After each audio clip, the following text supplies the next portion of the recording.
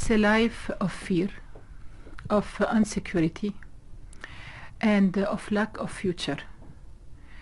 We are divided like a kind of tumors.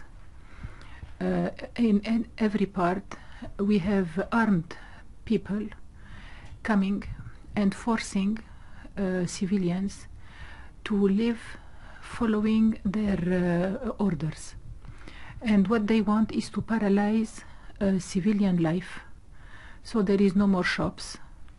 If you need something, you can't find a worker. And of course, you don't have nutrition, you don't have alimentation, lack of food, lack of fuel, lack of electricity, and this fear, because you don't know when it will be your turn to be considered as a collaborator.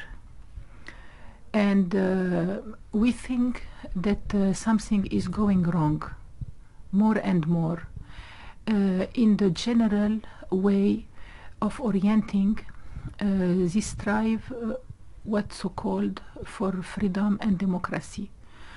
I am not Syrian, but I have been living in Syria for today almost 20 years. Syria was under a kind of totalitarian regime, but not in only a way, a repressive way, but it was that all the decision would be taken by few persons. But there was security, there was food, education, and people were living, of course, not in a kind of that they would say they're thinking in a loud voice. Now, this totalitarianism is not good and it's obsolete. But if the armed insurrection is implementing another totalitarianism, which is maybe worse, because there is blood, they can behead you, they can cut your, last week in our village, they cut the fingers of a so-called collaborator who is native from the village. Then they behead him, and they cut him in piece, and they left him in the street where even children would see it. So this kind of acts of atrocities cannot help people to really believe that what is happening is a strive for freedom.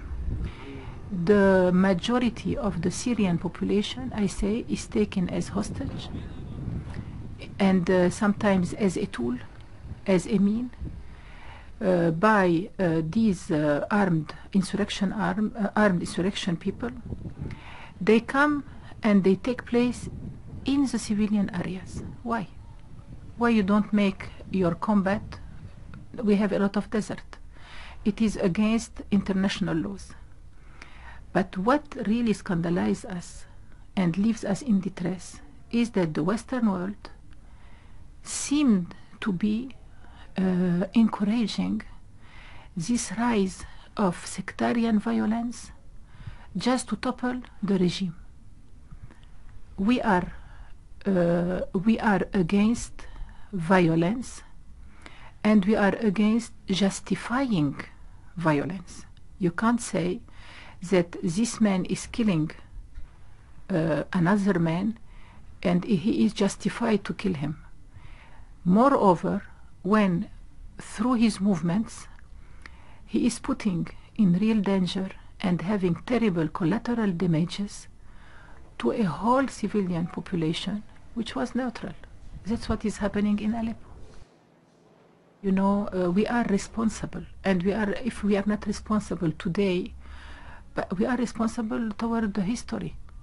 Once all those atrocities will be revealed, when you will see a family whose girl has been abused, or I have heard about collective abusing, whose son has been beheaded, whose father has been abducted You know that there are thousands of people you don't know where they are because they have been abducted. Sometimes they are bandits. They say, we are in the revolution, but they are bandits, mafias who come to ask ransom.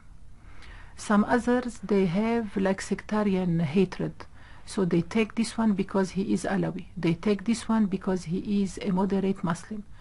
So we don't know. It's a confusion. It's a chaos. And what really grieves us is that the international community holds a paradox.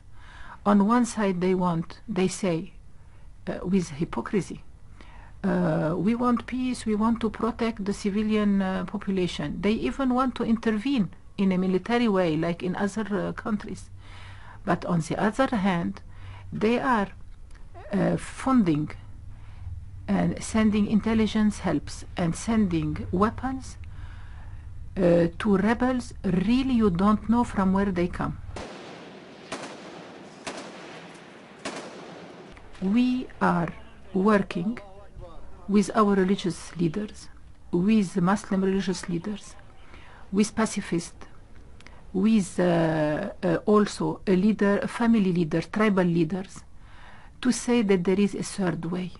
And the third way is a way of non-violence, but real non-violence.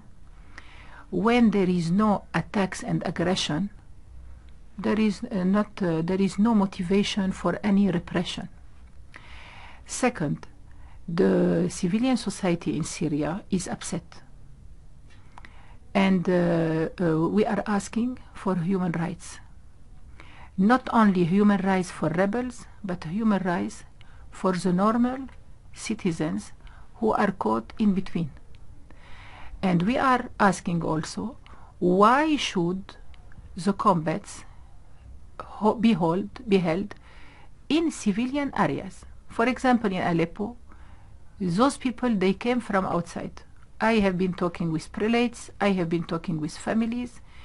They don't know whom they are. They are foreigners. Either they come from northern villages, from Idlib or from northern Aleppo countryside, or they come from foreign countries.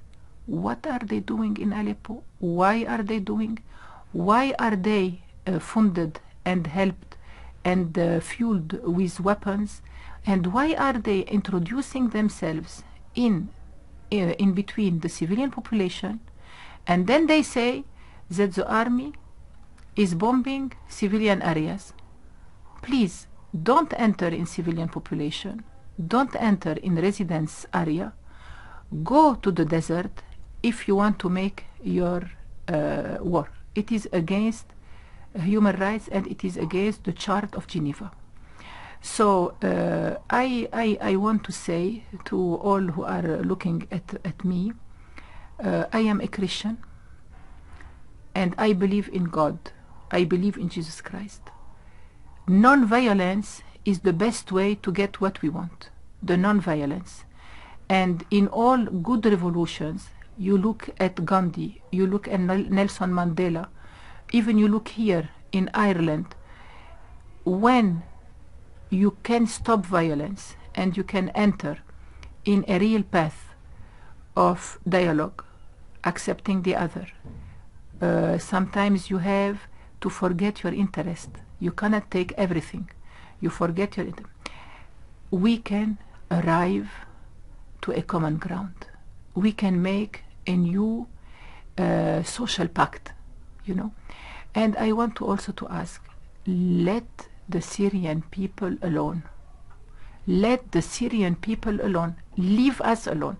You are not bringing anything else but death, fear, chaos, instability with your big declarations and with your big assemblies and also with your big powers.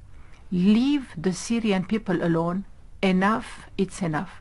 Leave those people and stop funding weapons for rebels you bring from I don't know one.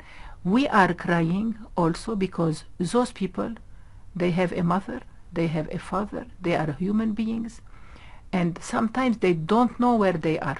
and they think that fighting in Syria or fighting where they are fighting will open for them heaven and paradise, and this is alienating.